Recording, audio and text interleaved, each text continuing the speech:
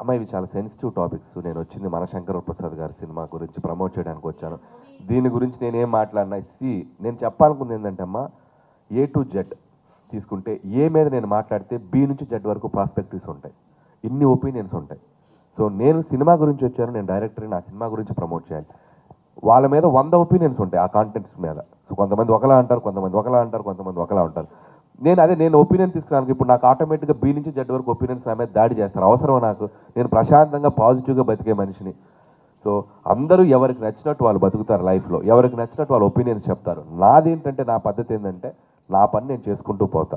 నా వల్ల ఎవరైనా బాధపడితే దానికి రియాక్ట్ అవుతా, నేను ఎవరైనా బాధపడితే వాళ్ళకి సంజాయిషి చెప్తా, అంతే తప్ప అన్ని టాపిక్స్ మీద మన ఒపీనియన్స్ ఇవ్వటం ప్రతి సందర్భంలో కరెక్ట్ కాదని నా ఫీలింగ్ అమ్మా.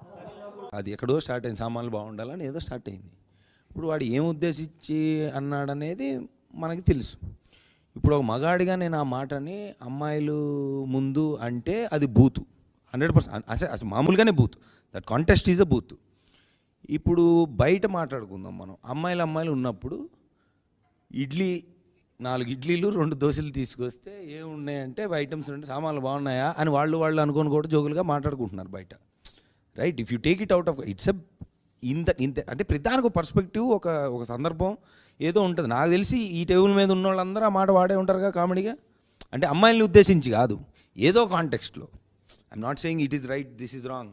ఐమ్ సెయింగ్ ఈ వైరాలిటీలో ఏ వర్డ్కి ఏం మీనింగ్ ఉంది, ఏ పర్స్పెక్టివ్తో అంటున్నావు, ఎందుకు సినిమా చూసి వచ్చి సినిమాలో సామాన్లు బాగా అంటే I don't know, like not just this, in any other perspective also.